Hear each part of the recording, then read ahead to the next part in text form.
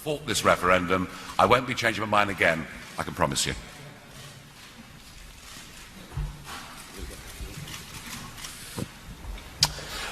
Harry Gold from The Sun. Nigel, you said that you wanted a strong leader who could secure us a Brexit deal and a new Prime Minister. Who of the candidates before the country do you feel is that deal? And do you agree with Aaron Banks that it's Andrew Leveson?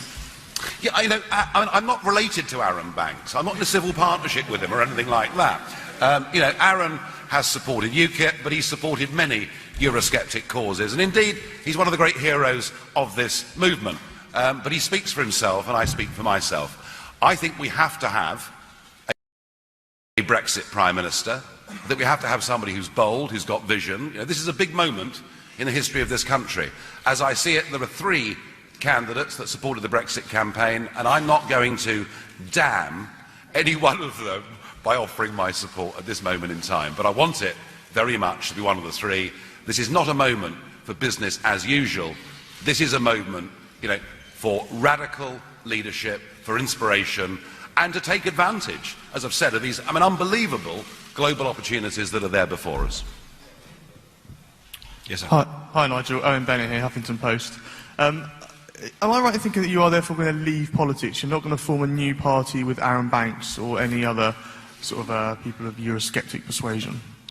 I don't know where I do like this Banks chat, but I get very bored with these questions. No, I've made it perfectly clear I'm standing aside.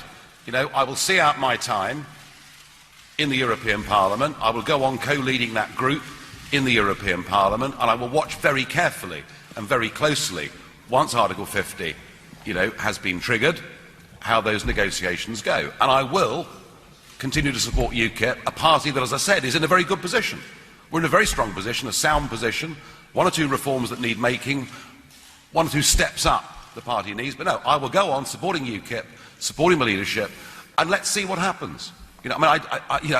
Honestly, if the government does not get a good deal, if it gives in over free movement, if it concedes over this dreadful single market, then I think UKIP's best days have yet to come.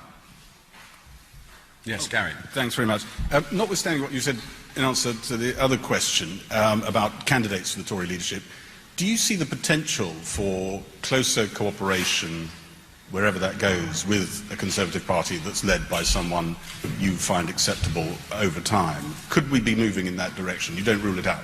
If there was to be a general election this autumn, I don't think there will be, but if there was a general election this autumn, my own view would be that UKIP should not be wasting resources and talent and energy against people who had the guts to stand up against their own party leaderships and fight for Brexit. So, longer term, depending who becomes the leader, we may see a different kind of politics. And actually, when I said the effects have been seismic, I fully expect within the next couple of years that we're going to see some different parties in British politics. I think the likelihood now that a wing of the Labour Party and the Liberal Democrats get together is really quite high. So I know for all of you working in Westminster, you think the last week has been tumultuous.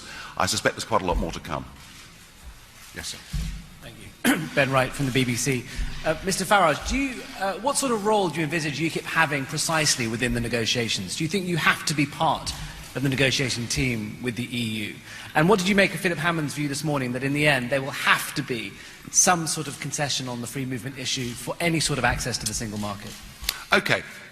I think it is desirable that there is a cross-party element to these negotiations, because that reflects the vote, that reflects the cross-party nature of the Eurosceptic movement. But even more important than that is that we use people who genuinely understand how Brussels works and who've got extensive networks and contacts, with the German car industry, with French manufacturers or wine producers. That's where the idea that we should approach these negotiations simply as elected politicians from one party meeting in corridors in Brussels is the wrong approach. It needs more breadth, more imagination. So an absolute priority is to bring in business people, but a desirability, and again a message to the country to try and bring people together, to try and make people understand that this is about more than the Conservative Party. They happen to be in government.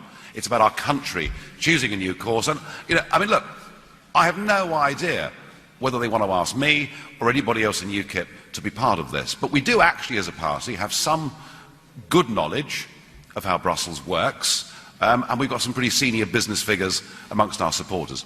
Now, as for what deal the government cuts, yes, I understand already we're beginning to hear people saying that actually there's going to be backsliding in these negotiations. 17.5 million people voted very clearly for us to be an independent nation that is not part of the customs union called the single market and without the free movement of people. And I suspect, that what we will do is try and keep the pressure on, but if they do give way, then I repeat the point that as far as UKIP's concerned, for the 2020 elections, you ain't seen nothing yet. Yes, sir. Hi, Nigel, Carl Dinnan from ITV News. What will you do next? Would you like, for example, to be part of the team that negotiates Brexit? And who do you think should be the next leader of UKIP? Douglas Carswell might have a good argument. That's a terribly good idea. I like that.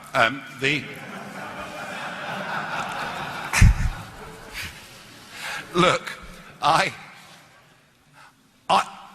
repeat the point that we do have the biggest delegation of British MEPs in the European Parliament.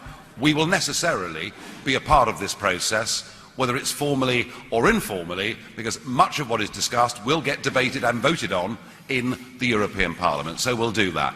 If a Brexit government wants to use UKIP or UKIP figures more, and it should think about some Labour people as well, then that will be all to the good. And as far as who should succeed me in UKIP, now I'm going to keep very quiet on that, and may the best man or best woman win. Yes, sir. Rob Hutton from Bloomberg. There's been a rather interesting thing that's happened since the referendum victory, which is a lot of the Conservative Party that wanted Brexit have been trying to back away from you as fast as possible and back away from your campaign. I just wondered how you felt about that. They're saying it was nothing to do with you, it was nothing to do with immigration, it was all about sort of Carswellian sovereignty ideas. Do you agree with that? As I said, I'm not a career politician. That's how career politicians think and speak. They think about the tribe of their party before they think about their conscience or their constituents or their country. And it's a great relief to sit here and having said, I'm going to take a step aside so actually what will happen now is that in future I won't be constrained when I answer questions like that. The real me will now come out. And they can make it up as much as they want. Look, I repeat the point. There would not have been a referendum without UKIP. There would not have been an effective ground game in the Leave campaign without UKIP's People's Army.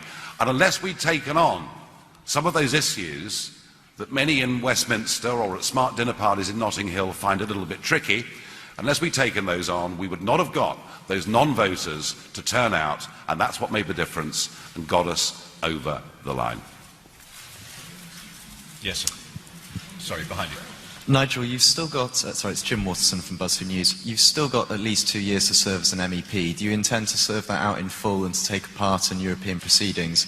And during the negotiations, do you intend to try and influence them from within the party and within the Parliament? Yes, is the answer to that, of course. I mean, there will be a strong UKIP voice in that Parliament during these renegotiations, and if we see significant backsliding or weakness or frankly appeasement from the British government, we will certainly say so.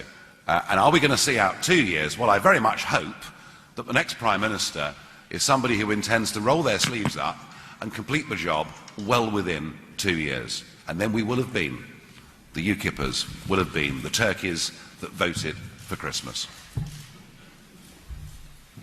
Oh, Marina Hyde from The Guardian. Do you think the tone that you took in the European Parliament last week was a good negotiating tactic that will help us get the best Brexit deal for the UK? Well, it's probably useful to get a sense of context. I got up to speak after what was, without doubt, the worst event ever in the history of the European Union project. And I was so howled down and shouted down that twice Martin Schulz sprang to my defence. Now, I've never seen this happen before with Mr. Schulz, but it was quite extraordinary, and it showed the fact that they're simply not prepared to listen. They will continue with their political project, which is why it's doomed. So in the face of